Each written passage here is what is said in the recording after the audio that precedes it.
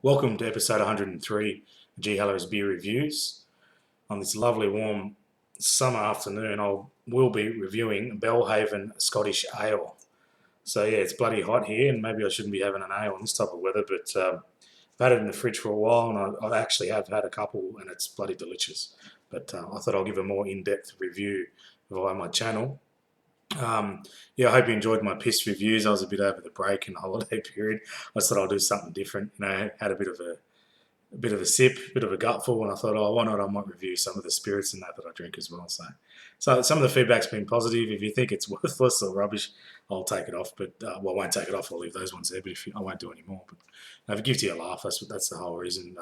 Ultimately, I want people to learn about beer. That was the original purpose of this channel. But a few other videos I've uploaded and whatever else is just to give someone a laugh. So if it does that, I'm happy.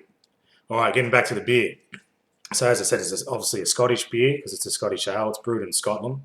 It comes in at 5.2% alcohol by volume down there, and it's a 330 milliliter bottle. There's a lot of writing on it. Yeah, as with most of these beers, they like to tell their story. Just talking about the brewery at the top. They're saying, excuse me, the signature ale is a beer we've brewed the longest. It's our best-selling bottle worldwide. We brew it from 100% Scottish pale and crystal barley malts for a nutty biscuit character, balanced with a subtle spiciness from Challenger and Golding's hops for an all-round satisfying beer. So yeah, as I said, I have had a couple. I bought a six-pack and I've had, I think, 3 of them over the last month or so, or 3 weeks. And they were nice, but yeah, as I said, I want to do a bit more in depth for you blokes. So without further delay, I'll crack him open. I've had it sitting out in the fridge for about 15-20 minutes because what I found with the first lot I had, they were too cold. And as you know with ales, if you're drinking too cold, they lose a bit of their character. So as you can see, that colour looks real good, doesn't it? Alright, let's try and get all of this in. I don't know if it's filtered. I think it is. There's not much sediment in it. Right. There we go. Okay, the beer looks bloody good, doesn't it? Look at that colour. From here, I don't know, it might be a bit different through the camera, but here it's a beautiful ruby dark gold, not gold, a ruby dark brown colour. I suppose if you want to use dark gold, you could say that.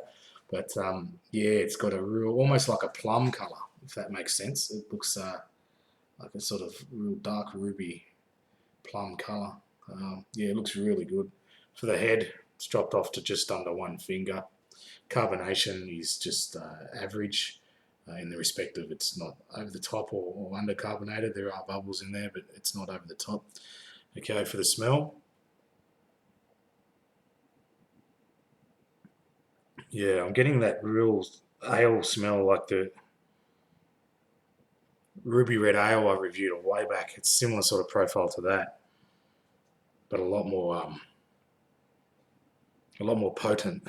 Yeah, it smells really good. I'm getting the malts, even that sort of biscuity malt smell that you can imagine with an ale, and even a little bit of fruit in the sense of like a cherry sort of dark cherry sort of smell. Yeah, that's the way I'll describe it, like a dark cherry sort of backbone smell there. But yeah, the malts and everything else are coming through really strong, and it smells great. Anyway, without further delay, the taste test. Cheers.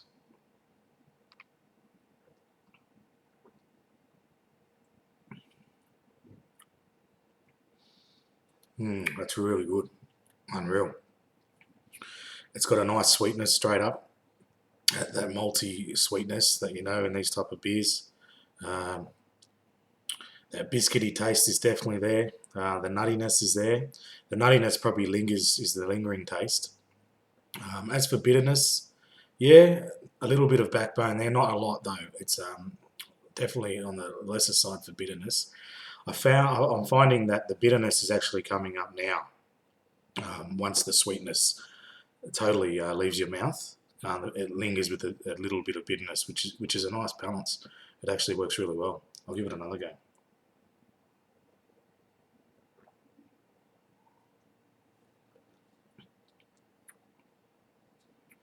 Yeah, I like that one. That's really good. As I said, must warm it up though. I know for a lot of Aussies that sounds like a silly thing to say, but if you're drinking an ale of this style, don't have it too cold. If you have it too cold, it just kills it, mate. It just destroys it. It just you've got a little bit of the taste there, but it just dulls everything down. It's not a lager. Lagers are meant to be drunk cold. These are somewhat a little bit warmer. But yeah, unreal, really good. As I said, it's got a beautiful sweet malty taste. Then as that fades away, there's a nuttiness there, and then it lingers with some bitterness on your tongue. It's actually really good.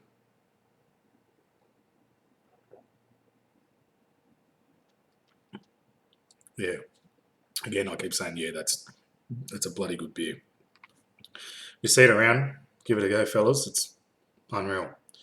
So in saying that, what do I give it out of 10? I'll give it a 9 out of 10. It's definitely up there. It's one of the best ales I've ever had or bought from an Australian bottle shop for this style. It's really good.